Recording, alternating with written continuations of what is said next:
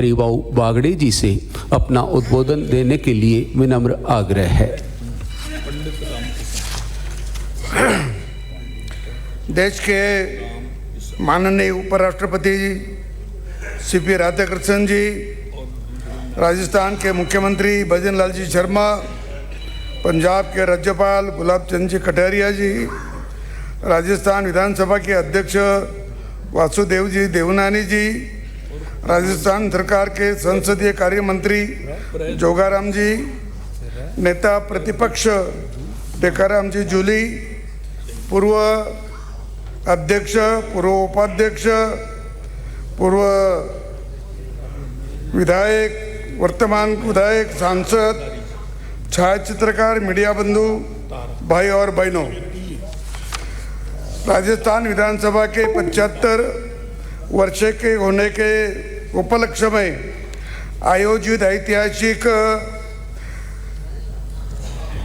विधायी गौरव यात्रा और पूर्व वर्तमान विधायकों के समागम के इस गरिमामय कार्यक्रम में आप सभी के साथ यहाँ उपस्थित होकर मुझे बहुत प्रसन्नता की अनुभूति आ रही है।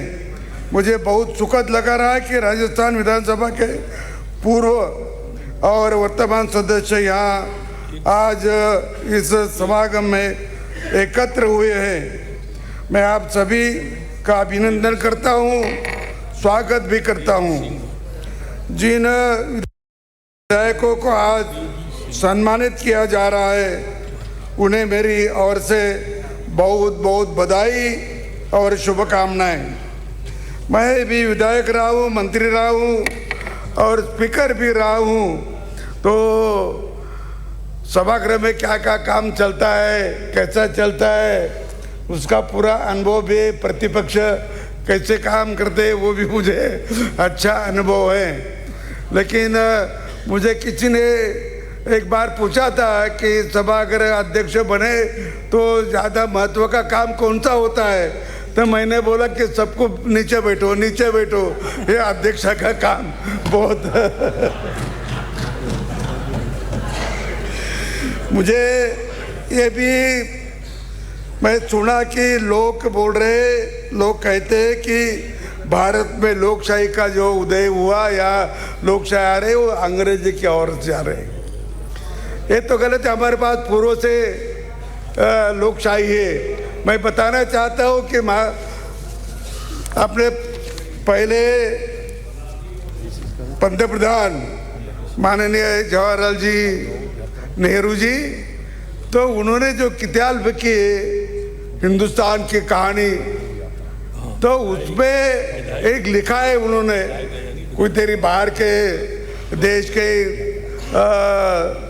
राइटर ने लिखा है, तो बोले कि हमारा पाटलिपुत्र जो है आज पटना, वहाँ मौर्य काल में जो म्यूनसिपालिटी थी उसे 30 लोग चुन के आए थे और उन्होंने 5-5 के 6 समितियाँ भी बनाई थी। आज जो अपनी समितियाँ है, पानी के हो और किसी के हो, ड्रेनेज के हो, इसके हो, वही समितियाँ उन्होंने बनाई। मैं सबका नाम नहीं लेता हूँ, लेकिन ये सब समितियाँ हो रही हैं। मुझे हमारे वसंत दादा पाटिल महाराष्ट्र के मुख्यमंत्री थे और यहाँ भी राज्यपाल थे। वो बोलते थे कि एमएलए ने ना बोलने का कोशिश करना और अधिकारियों ने हाँ बोलने की कोशिश करना। अधिकारियों ने ना नहीं बोलना, उन्हें सभी पॉजिटिव करना है और पॉजिटिव किया तो ही अपना काम अच्छा आगे बढ़ता है।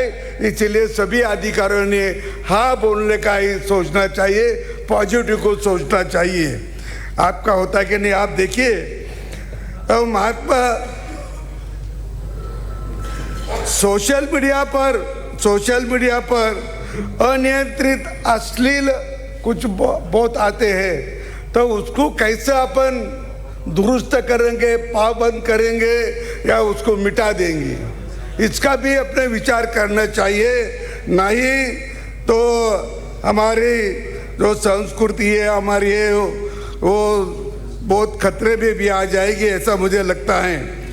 भारत विश्वगुरु बनेगा, लेकिन यदि हमारी संस्कृति और नैतिकता के मूल्य लगातार कमजोर होते गए तो ये लक्ष्य कैसा पूरा होगा। मुझे याद है कि आपके 75 वर्ष हो रहे, लेकिन यहाँ अपने देश में पहला इलेक्शन जो हुआ वो हुआ 1937 में।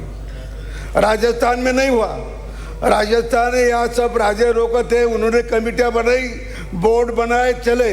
लेकिन 37 में 11 स्टेट में इलेक्शन हुई, 11 स्टेट में। महाराष्ट्र में 1931 में भी 37 में चुनाव हुआ। बाबा साहब अम्बेडकर भी वहाँ चुन के आए थे, उनका पक्ष था।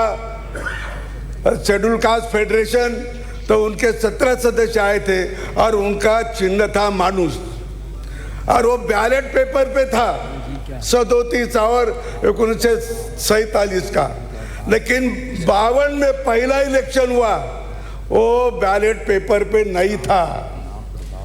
वो जितने उम्मीदवार थे, प्रत्याशी थे, उनके नाम के एक डब्बे रखे थे, उसको एक एक उसका चिन्ह चिपकाया था। आदमी आता था और देखता था कि ये चिन्ह का कौन से डिब्बे को लगा, उसमें वो डाल देता था, चले जाता था। ऐसा वो पहला इलेक्शन हुआ। और ये ऐसे इलेक्शन में फिर बाद में वो अपन 57 या उसके बाद 62 का बैलेट पेपर पर होने लगा। लेकिन पहला इलेक्शन तो ऐसा हुआ, ये भी आप ध्यान में रखते हैं।